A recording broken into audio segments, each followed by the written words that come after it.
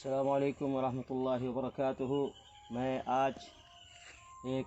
قبرستان میں کی زیارت کرنے کے لیے آیا ہوں۔ یہ وہ قبرستان ہے جس کے اندر میری والدہ کی قبر ہے، اور یہ وہ قبرستان ہے جس کے اندر میرے والد صاحب کی بھی قبر ہے۔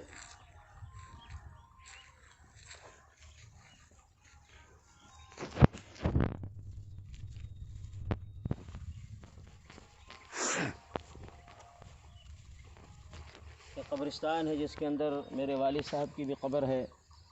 اور یہ وہ قبرستان ہے جس کے اندر میرے دادا دادی اور میرے دیگر رشتہ داروں کی بھی قبریں ہیں۔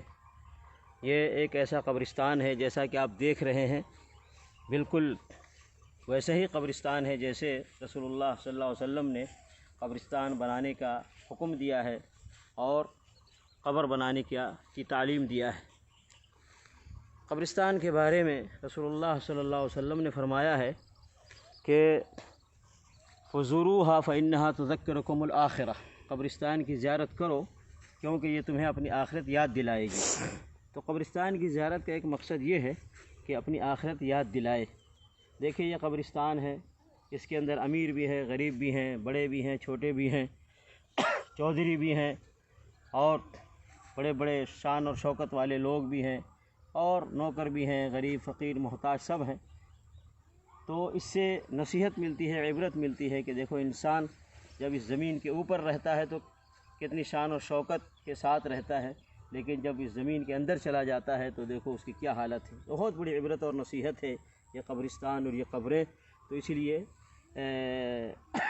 نبی علیہ السلام نے فرمایا ہے کہ قبرستان کی زیارت کا ایک مقصد یہ ہے کہ تمہیں اپنی آخرت یاد دلائے۔ یقیناً آدمی جب قبرستان کی زیارت کرتا ہے تو اس کو اپنی آخرت یاد آتی ہے کہ ایک دن اسی قبر کے اندر آنا ہے، اور یہ کیفیت ہمارے ساتھ بھی ہونی ہے۔ اور دوسرا مقصد نبی علیہ السلام نے فرمایا ہے کہ دعائیں کی جائیں، جو لوگ بھی یہاں ہیں ان کے لیے دعائیں کی جائیں، اور خود نبی علیہ السلام نے وہ دعا بتلا دیا ہے۔ جب قبرستان کی زیارت کرنے نبی صلی اللہ علیہ وسلم جاتے تھے تو دعا پڑھتے تھے۔ دعا یہ ہے: السلام علیکم یا اہل الدیار من المؤمنین والمسلمین وإنا إن شاء الله بكم لاحقون نسأل الله لنا ولكم العافیہ۔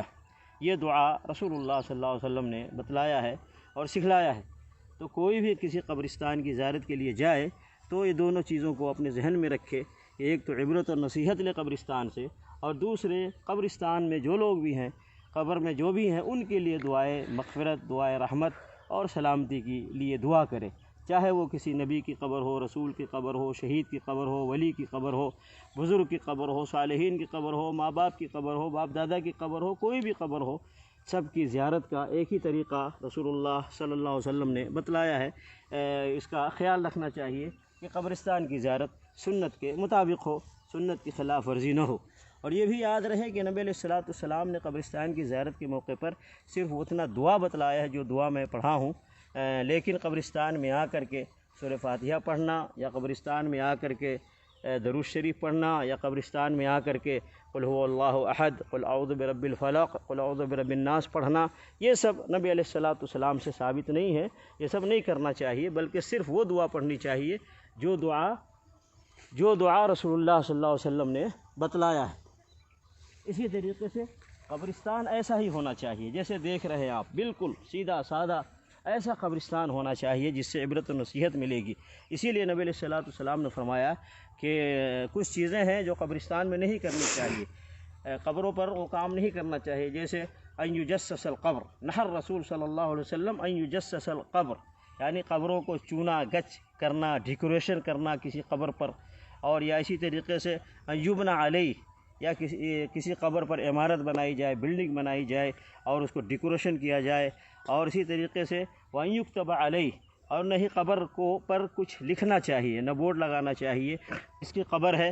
اور ان کا نام لکھنا یا ان کا عہدہ اور پوسٹ لکھنا کہ یہ فلاں پیر صاحب ہیں، فلاں مفتی صاحب ہیں، فلاں علامہ صاحب ہیں، اس طرح کا بورڈ نہیں لگانا چاہیے۔ نہیں کچھ لکھنا نہیں چاہیے، کیونکہ نبی علیہ الصلوۃ والسلام نے اس لیے منع فرمایا ہے۔ ایسے ہی کسی بھی قبر پہ جا کر کے سجدہ نہیں کرنا چاہیے۔ نبی علیہ الصلوۃ والسلام نے فرمایا ہے لعن اللہ الیہود والنصارى اتخذوا قبور انبیائہم مساجد، لعنت ہے یہود و نصارہ پر کہ انہوں نے نبیوں کی قبروں کو سجدہ گاہ بنا لیا۔ تو قبروں پہ جا کر کے نماز نہیں پڑھنی ہے،